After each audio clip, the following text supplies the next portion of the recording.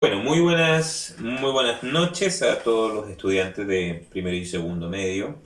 Estamos analizando nuestra cuarta clase de estudios sociales en un contexto un poco diferente. Estamos en un periodo de pandemia, de cuarentena, muchos de ustedes han pasado por situaciones difíciles, nosotros también. Sabemos que esta es una prueba que está vigente y que no tenemos ninguna duda, por las palabras que nos dio nuestro director, que este año lo vamos a sacar adelante y que este año no está perdido. ¿Ok? Por mi parte, no tengo ninguna duda que ustedes, si presentan y hacen todo lo que tienen que hacer en términos académicos, no van a perder el año. Y como colegio, y yo especialmente como profesor, les vamos a dar las mayores oportunidades para que puedan terminar bien el año. Este contexto de esta clase básicamente se refiere a la última clase de pueblos prehispánicos que nosotros vamos a ver. Nosotros ya analizamos lo que fueron los pueblos del norte, del centro y del sur. Específicamente hicimos clases, guías, lecturas y vimos algunos videos que fueron descargados de la plataforma. Y esta vez he preferido yo mostrarles una clase de manera un poco más interactiva. Básicamente, donde vamos a tomar como foco, vamos a describir lo que son los pueblos prehispánicos de Chile en la zona austral de nuestro país. ¿Ya?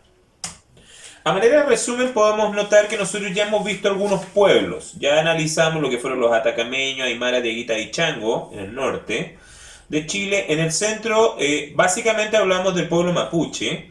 No obstante, desde la etnia mapuche surgen varios pueblos como los picunches, los huilliches, los pehuenches. Además, existen bandas como las pollas y los chiquillanes, ¿ya? Que son pueblos que están en la zona centro-sur de nuestro país, que se encontraron en la zona centro-sur de nuestro país y que se caracterizaron principalmente, en el caso de los chiquillanes y los pollas, por ser bandas pedestres. ¿Qué significa banda pedestre? Una banda es un grupo de personas que se traslada de un lugar a otro, por lo tanto son nómades, ¿ok? Y viven del pillaje, también viven del piñón, o sea, tienen un modo de vida, una economía basada en la subsistencia, ¿ok? Nuestra clase de hoy se va a enfocar principalmente en lo que son los pueblos de la zona austral de nuestro país. Específicamente vamos a hablar de los alacalufes, los yaganes, los chonos y los zonas, ¿ok? Básicamente, o sea, en definitiva, nuestro trabajo se va a enfocar en darle cierre a estas clases que nosotros habíamos desarrollado durante todo este periodo, ¿ya? Las etnias de la zona austral, o etnia fueguina, se les llama fueguina porque viven alrededor de Tierra del Fuego, como ustedes pueden ver ahí en las imágenes, se pueden definir en términos generales en que se ubicaron en la zona austral de Chile, desde la isla de Chiloé aproximadamente, el Golfo de Pena, Golfo de Chiloé, perdón, la isla de Chiloé, hasta Tierra del Fuego, ¿ya? Y un poco más al sur, incluso el Cabo de Horno. Principalmente fueron bandas nómades de tipo canoeres, salvo el caso de los Onas o Selknam, ¿ya? Pero en general, si ustedes se fijan, los alacalufes, yaganes y chonos son bandas canoeras. ¿Qué significa banda canoera? Como yo le expliqué hace un momento, existe lo que son las bandas pedestres. ¿Por qué son pedestres? Porque son bandas que andan a pie. Se movilizan de un lugar a otro, cazando y recolectando frutos, digamos, caminando. En cambio, las bandas canoeras, como ustedes pueden ver en las imágenes, son aquellas bandas que también se movilizan de un lado a otro, pero en canoa. Por lo tanto, son bandas marinas, si lo podemos explicar de alguna manera, ¿ya? Y estas bandas principalmente viven de la pesca y la recolección de mariscos, ¿ok? En cierto modo, al tratarse de grupos, de bandas que son más pequeños, porque ustedes saben que bandas pedestres pueden llegar de 30 a 100. En este caso son grupos más pequeños, por lo general son sistemas donde existe un matrimonio y los hijos, son sistemas de carácter monógamo, a diferencia de otros pueblos de América que eran que practicaban mucho la poligamia, ¿ya? Normalmente eran grupos de canoas. No sé si se ve en alguna, bueno, no descargaré ninguna imagen, pero en general se movilizaban en varios grupos de canoas. Estos no son pescadores, ellos viven en la canoa. y que cada canoa lleva un núcleo familiar, normalmente lleva un matrimonio y los hijos, ¿ok? Y estos conjuntos de grupos familiares son los que se trasladan de un lugar a otro, principalmente a través de los fiordos, los canales del sur, los archipiélagos. Entonces tenemos que entender que estamos hablando de pueblos canoeros que se mueven en zonas muy frías, donde llegan las temperaturas bajo cero. También es interesante hablar de que estas etnias de la zona austral son principalmente, o sea, definen claramente lo que es el rol del hombre y la mujer, porque al ser monógamo y estar compuesto por un matrimonio, básicamente la canoa, que es el hogar, lo llevan ellos dos. Entonces están como muy delimitadas las funciones entre uno y otro. ¿Ok? En primera instancia vamos a hablar de los chonos. No se preocupen porque el PowerPoint se lo voy a enviar. Me imagino que no se ve muy grande para que pudiera estar toda la información. Pero el PowerPoint se lo voy a enviar a todos. Se ubicaron en los archipiélagos de Chiloé. Los chonos son como dentro de los pueblos australes, son los que están más cerca de nosotros. ¿Ya? Desde la península de Taitao al Golfo de Penas, eran nómades y habitaban las costas de esta zona. ¿Ya? Y ellos tenían un modo de vida un poco mixto, porque si bien vivían en la canoa, pero también había periodos donde ellos vivían en tierra, ¿ok? Tenían como distintas formas de subsistir, porque mientras estaban en la canoa vivían de la pesca, de la recolección de frutos, perdón, de marisco. Cuando estaban fuera de la canoa también cazaban y también recolectaban frutos, ¿ok? Entonces tenían como dos tipos de vivienda, por un lado la canoa y por otro lado tenían unas chozas, que eran construidas de palo y de cuero de lobo marino. ¿Ok? Su embarcación era la Dalca. Esta es pregunta de prueba. La embarcación era la Dalca, que estaba compuesta por tres tablas que estaban unidas, atadas, y que estaban forradas como por un barro que era impermeable. Y dentro de la Dalca también había barro, porque ellos, como ustedes pueden ver en la imagen, ellos producían fuego dentro de la Dalca. ¿Ya? ¿Por qué? Porque el frío los obligaba a hacer así. Cuando estaban en tierra habitaban pequeños armazones de palos cubiertos con cuero que eran sus chozas o también podían habitar algunas cuevas para mantenerse o alejarse del frío. ¿Ya?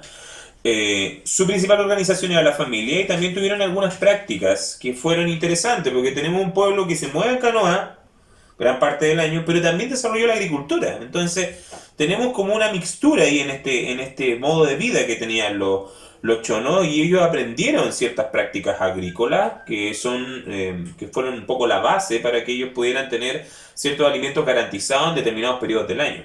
Hay que rescatar que los chonos tuvieron un contacto importante con las misiones que llegaron a la isla de Chiloé. Ahí ellos aprendieron algunas otras técnicas, ¿ya? Sobre todo de agricultura. Ellos sí tuvieron contacto. Andaban desnudos. Entonces, desde el punto de vista biológico, es un poco difícil andar desnudo con un grado bajo cero.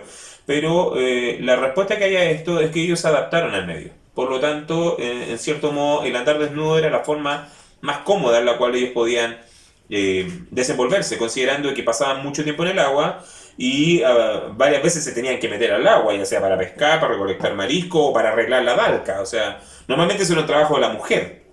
La mujer era muy buena nadadora y buceadora, porque estamos hablando de temperaturas bajo cero y hacían ese trabajo de manera bastante impecable. También tenemos lo que son los alacalufes, ¿ya? Que se ubicaron más al sur, desde el Golfo de Pena, donde terminan los chonos, hasta el estrecho de Magallanes. Entonces ellos habitaron principalmente lo que fueron la zona de los archipiélagos centrales de la zona austral.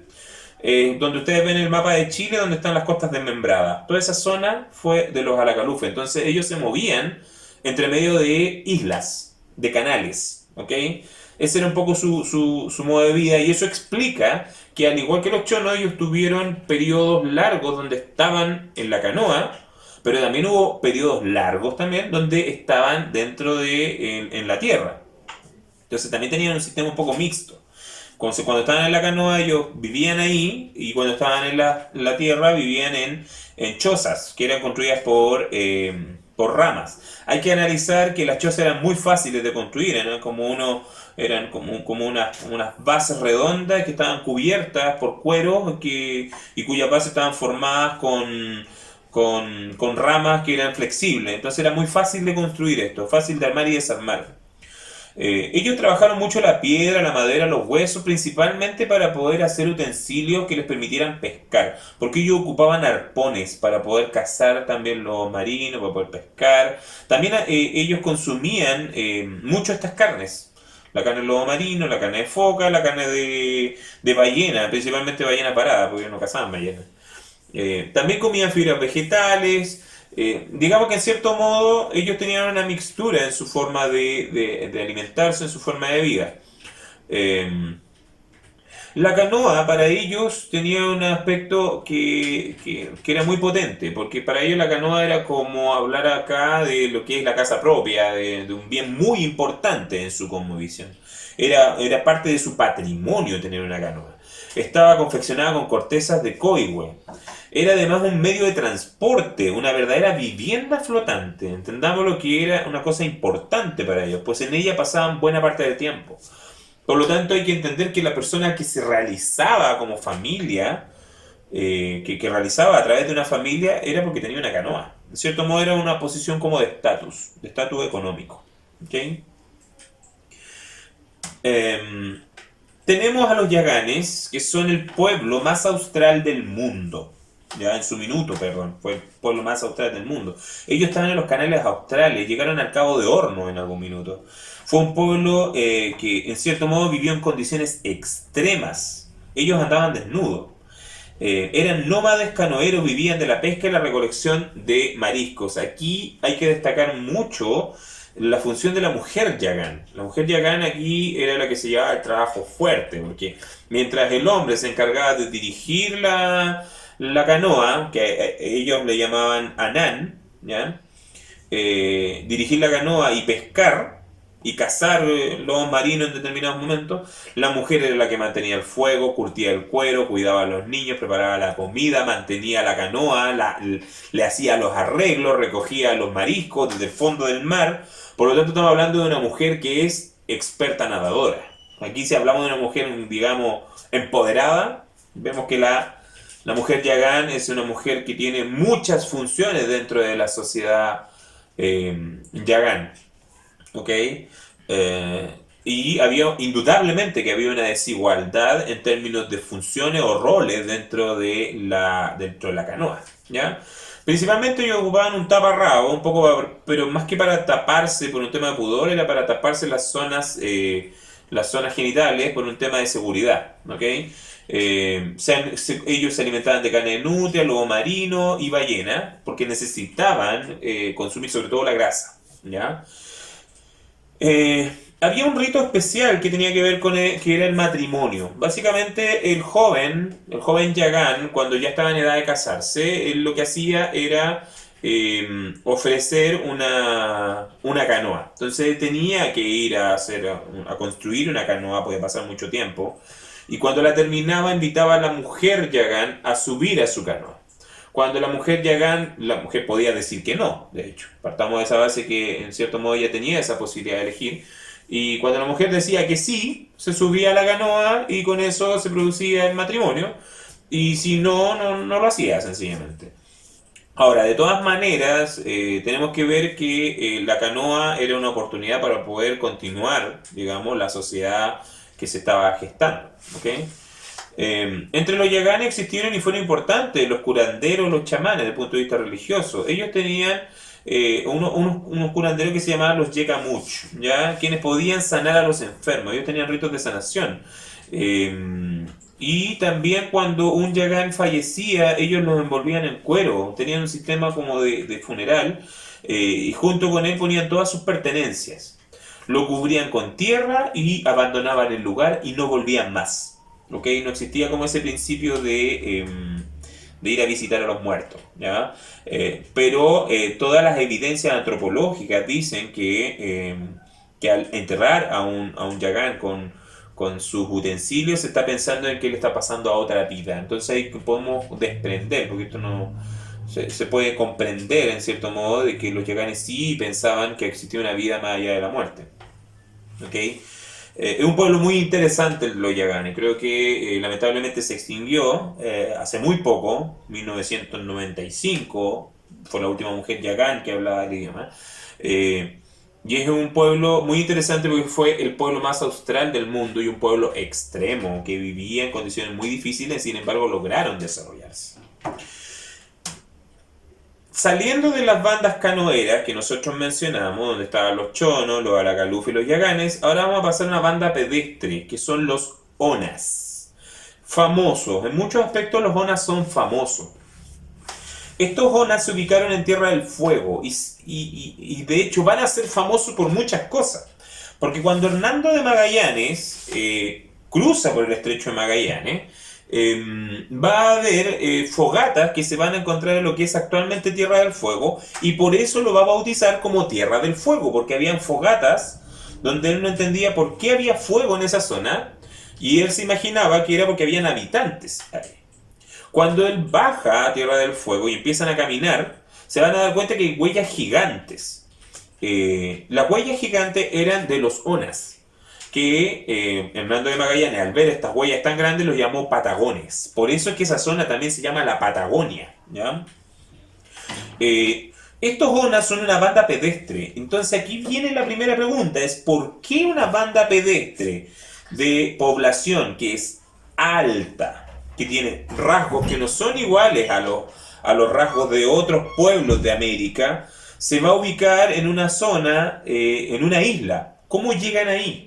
Entonces, toda esta teoría que empezó a ocurrir nos remonta a lo que son las teorías del poblamiento americano, donde existió un puente antártico, que es un puente que se va a producir debido al congelamiento del polo, que va a llegar hasta Tierra del Fuego, donde desde Australia van a cruzar pueblos y se van a insertar en Tierra del Fuego a través de las migraciones, ¿ya? Así que en cierto modo el origen del pueblo Ona es distinto al origen de todos los demás pueblos de América, en el sentido de que los otros pueblos son principalmente a través del norte, producto de también de un puente, que es el puente del Estrecho de Bering, en el cual van a llegar a América y van a empezar a poblarla de norte a sur. En este caso la población Ona llega de sur a norte, ¿ok? Y eso explica que sus rasgos físicos sean distintos. Los Onas medían más de 1,80 m, digamos. Tenía la piel más clara y eran grandes. Incluso se les describe como personas que son agradables a la vista. Se les describe como gigantes en un minuto, que eran más altos que los propios españoles. Estos Onas vivían en chozas de cuero lobo marino. No sabían navegar, ¿ya? Ellos no sabían navegar. Se agrupaban en banda aproximadamente de 30 a 50 personas. Y recolectaban frutos y vivían de la caza de animales silvestres, los cuales eran cazados con arco y flecha. El arco y flecha era como su principal arma, ¿ya? Su principal rito religioso fue el cloquetén, que es muy famoso, que ustedes pueden ver ahí en la imagen. Ahí se ve al cloquetén, propiamente tal, que era un rito de iniciación. El rito es muy sencillo. Básicamente la mujer, cuando le llegaba el primer periodo, la mujer era acompañada con otras mujeres en su proceso de transformarse de niña a mujer, donde ella recibía flores, la alimentaban, digamos que había un acompañamiento más de tipo espiritual. ¿Ok? En el caso del hombre era un acompañamiento más de tipo físico, guerrero, si lo miramos así. Entonces, al varón lo que hacían era primero insertarlo solo en el bosque, donde tenía que enfrentar a un espíritu, que era un espíritu del mal, el cual era el huecufe. Como era un rito, este niño no sabía a lo que se estaba enfrentando. En realidad, el huecufe no era propiamente tal, sino que eran personas disfrazadas. Pero básicamente lo que hacían era enfrentarse a él y estar constantemente peleando con él, hasta que llegó a un minuto donde entraban a una choza y se tenía que enfrentar cuerpo a cuerpo con el huecufe, y de ahí le contaban el mito del croquetén, ¿ya? Ahí le contaban la verdad, digamos, que no era un huecufe propiamente tal. Y ahí ese niño pasaba a ser hombre. Y en cierto modo, esa mentira que se transmitía de hombre a hombre permitía mantener el dominio del hombre sobre la mujer. Porque la mujer no sabía que el huecufe no existía, digámoslo de alguna manera, ¿ya? Esa es la teoría básica del último cloquetén que se hizo hace más de 50 años, 60 años es el último cloquetén, que son del cual ustedes son también esta imagen, que fue el último que se hizo, ¿ya? Antes de que ya terminaran digamos, de extinguirse los Onas, ¿ya? Una vez que el niño se enteraba de que esto era una mentira, volvían a la choza y podían mantener el dominio sobre las mujeres. ¿Por qué? Porque el mito decía que las mujeres por muchos años, por siglos, habían dominado a los hombres. Entonces, en cierto modo, los hombres habían creado este mito del croquetén para mantener el dominio sobre las mujeres. Es un poco de la historia de la cosmovisión del pueblo Ona, que es para que ustedes sepan un poco de qué se trata. ¿Ya? Básicamente podemos decir que con los Onas el exterminio fue brutal, fue un genocidio de los Onas. Principalmente este genocidio se va a producir porque en Tierra del Fuego van a empezar a habitar industrias ganaderas. Ya no estamos hablando de españoles, la industria ganadera entra por el gobierno de Chile, que van a entrar al pueblo Ona, y los Onas como vivían van a entrar a la Tierra del Fuego, y los Onas como vivían de la caza y la recolección de frutos, ellos como cazaban animales silvestres, después empezaron a cazar las ovejas que estaban en el lugar, y eso llevó a que los dueños de esta empresa empezaran a pagar por oreja a todas las personas que mataban a estas familias Onas. De hecho, por ejemplo, un cazador que encontrara una familia Ona los mataba a todos y se podía llevar una buena cantidad de dinero. Incluso era un deporte, en algunos casos, cuando cruzaban el estrecho de Magallanes, se ponían afuera se ponían sobre los barcos y empezaban a disparar a los indígenas que estaban en la costa, un poco como deporte también. Entonces, en cierto modo, no existía un grado de conciencia y esto llevó a un genocidio. Incluso hubo grupos de Ona que fueron trasladados igual que Yaganes, también fueron trasladados a Europa y fueron exhibidos en zoológicos, como animales exóticos. Entonces, si ustedes se fijan, no existía una conciencia y esto fue un genocidio, fue una matanza de personas. Bien, para terminar esta pequeña clase, los pueblos prehispánicos de la zona austral, podemos concluir que se caracterizaron por ser nómades. Ya ustedes, como se han dado cuenta en la clase, se encontraban en un estado de desarrollo bastante más primitivo que los pueblos del norte de Chile. Acuérdense que cuando vimos los pueblos de los atacameños, los diaguitas, ellos tenían cultivo en terraza, trabajo con metales, tenían escritura, porque tenían mucha influencia de los incas. Entonces eso los había llevado a tener un mayor desarrollo desde el punto de vista, de todos los puntos de vista, un mayor estadio de desarrollo. En cambio acá estamos hablando de pueblos que están casi todavía en el momento de la prehistoria, ¿ok? Estamos en la etapa prehistórica, una etapa muy primitiva, en lo que se define como estado de desarrollo el paleoindio, ¿ya? En general, las implicancias del clima y la geografía de la zona llevaron a que estos pueblos se debieran convivir con el frío y las condiciones difíciles del territorio. Ellos vivían en condiciones extremas. No obstante, supieron abrirse camino y vivían y lograron desarrollarse, ¿ok? Pero ellos vivían en condiciones muy difíciles. Hay que entender que todavía llegar a Tierra del Fuego es difícil, incluso en avión. Imagínense lo que era vivir en este periodo sin la tecnología que hay ahora. O sea, para que podamos entender lo difícil que es. Considerando que los que han ido más al sur se dan cuenta de que estamos hablando casi en zonas polares. O sea, un clima muy frío. ¿Ya? Salud. La extinción de estos pueblos se debió principalmente a enfermedades que fueron llevadas por los misioneros y las empresas, y también al genocidio. ¿Ya? Hay otra causal que está un poco en debate, pero también tiene que ver con que cuando entra el comercio en esta zona, ellos empezaron a vender, a comprar bebidas alcohólicas. Entonces, sobre todo en el caso de las bandas canoeras, empezó a ocurrir que los indígenas empezaron a alcoholizar y empezaron a morir porque subían a las canoas alcoholizados, se subían ebrios, y eso llevaba a que la canoa se cayera y se hundiera, ¿ya? Y así murieron muchas familias también.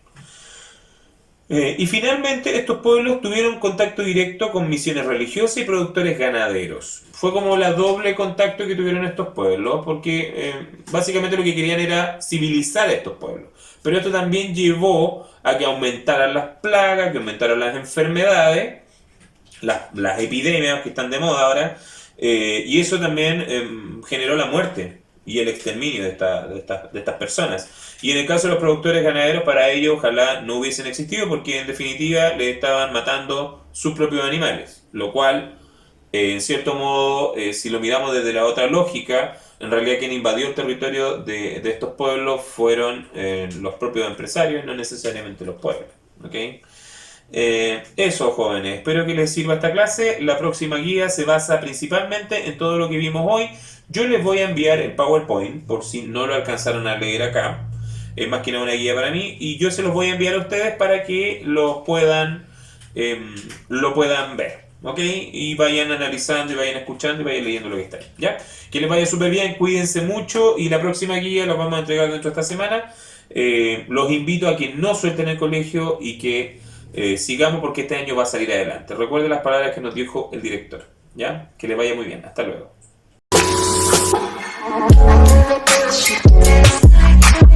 She makes me laugh.